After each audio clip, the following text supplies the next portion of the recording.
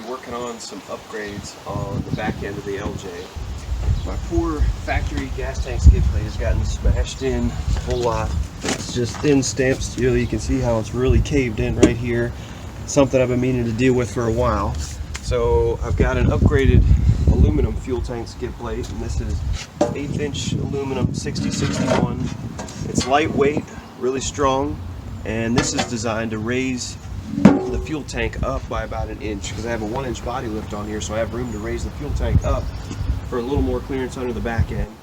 And this is going to be a much stronger skid plate than the factory one, so if I come down on a rock, hopefully it won't cave in as bad as that one. I'm also going to put a different bumper on the back. I used to have a heavy swing out tire carrier bumper on the back. I took that off just because of I didn't like that much weight behind the rear axle. And I decided to go off-roading one time with that bumper off of there, and I was going to be careful and not hit any rocks. Well, I wasn't careful. I backed straight into a huge boulder on the first day and bent this piece here and dented that, so I'm going to need to straighten this part of the cross member out before I can bolt the new bumper on. This is the bumper that I'm going with. It's made by Metalcloak. It's just a flat piece of steel, and it essentially just acts as a reinforcement plate for this rear cross member, but it has these corner parts that wrap around to give you just a little bit of protection on the tub, so it'll look something like that when it's on there. I decided to wait to put this on until I took the fuel tank out because it'll be easier to access bolts on the back side once the fuel tank is out of there. So the first step in taking your fuel tank out is to try to get as much of the fuel out of the tank as you can. And I find that the easiest way to empty the fuel tanks on these Jeeps is to go out in the street in front of your house and just do a burnout until you run out of gas. And you know, that helps with two problems. One, it empties your tank, and two, it gives you an excuse to buy bigger tires when you burn off all the treads on the ones that are too small. Anyway, I'm going to get started disconnecting the wiring harness and the fuel lines, and I'm going to use my transmission jack to lower everything down. I've got everything disconnected, ready to lower the tank down. I'll go over real quick just all the fasteners that you have to loosen and things you have to disconnect. On the rear part of the tank, you've got 1, 2, 3, 4 mounting studs, and then you've got these 2 other longer studs that are actually attached to the straps that hold the tank onto the skid plate. So take the nuts off of all that stuff on the back side of the tank.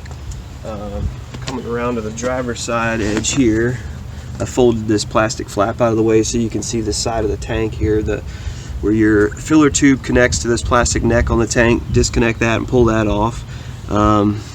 This breather tube here is connected right there. Pull that off of there.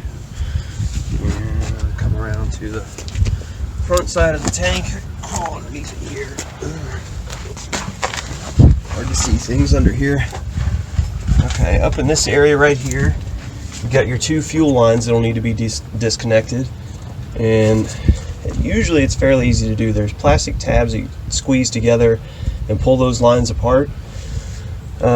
You've got 2 mounting studs here on the front edge of this gas tank skid plate, so those nuts need to come off. And then there's one more nut that's over here that needs to come off, and all those nuts are a 13mm socket to get those off. There's one more thing I haven't disconnected yet. There's a wiring harness that goes and connects to the fuel pump on the top of the tank. I'm actually going to lower the tank down a few inches so it's easier to reach that. Then I'll disconnect that wiring harness. I'll be ready to drop the tank all the way down.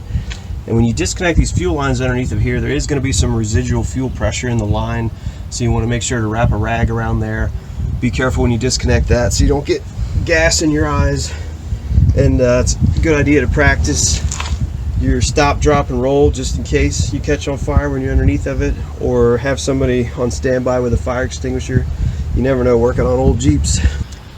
I've got the holes drilled out so that the hardware fits through the holes to mount this new bumper. I've got one of the riv nuts installed. I was getting ready to install the other one.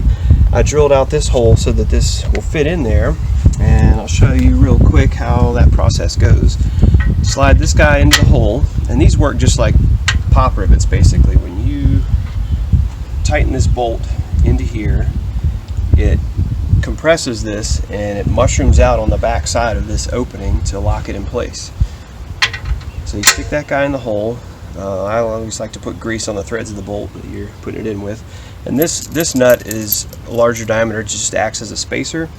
It gives you something to push against this flange. You want that flange flush against where you're mounting it. Thread the bolt in. Okay, so right now this bolt is flush with that rib nut, and it's pressing tight against there. And you can use a socket and a ratchet to tighten this down. I'm going to use an impact, but if you use an impact, don't put it on the line and you crank down on it, you'll just end up stripping the threads out, or you'll end up spinning your rib nut thing you're trying to attach it to. So I'm going to put a wrench on this nut to hold it in place, and I'm going to push in on it to keep that flange flush against this cross member. So I want it flush with that. Putting my socket just on the bolt head. Tighten it down until it starts to take a bite.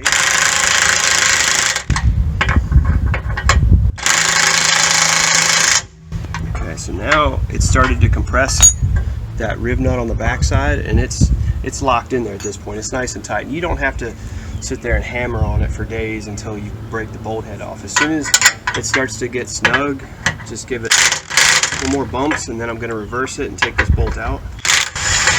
Okay, now this is installed in there, and it's mushroomed out on the back side. This can't come out of there now. So now you've got a threaded mounting location to bolt the bumper to. So now it's time to pop the bumper on and get all the bolt holes lined up, tighten all that down, and then put the gas tank back in. Alright, everything is put back together. Gas tank is back in there with the new skid plate. The bumper's all bolted on. And it was pretty straightforward getting this bolted on after getting those rib nuts installed, and had to drill out a couple of the holes a little bit bigger to get the hardware through. Got everything lined up, and then torqued all the bolts down. And the gas tank install was pretty straightforward. It was a little bit of a challenge to get the original straps that held the fuel tank onto the factory skid plate.